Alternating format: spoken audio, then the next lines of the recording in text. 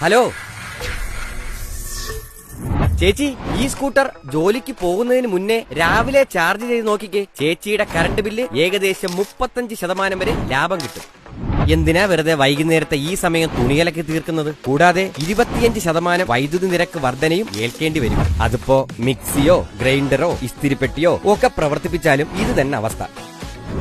പ്രതിമാസം 250 യൂണിറ്റിൽ അധികം ഉപയോഗമുള്ളവർക്ക് വൈകുന്നേരം 6 മണിക്ക് ശേഷമുള്ള മണിക്കൂറുകളിൽ 25% അധിക നിരക്ക് ബാധകമാണ്. എന്നാൽ രാവിലെ 6-നും വൈകുന്നേരം 6-നും ഇടയിൽ 10% കുറവ് നിരക്കിൽ വൈദ്യുതി ഉപയോഗിക്കാൻ കഴിയും. അല്പം ശ്രദ്ധിച്ചാൽ പോക്കറ്റിലെ പണം മിച്ചം പിടിക്കാം എന്ന് സാരം. KSEB, കേരളത്തിന്റെ ഊർജ്ജം.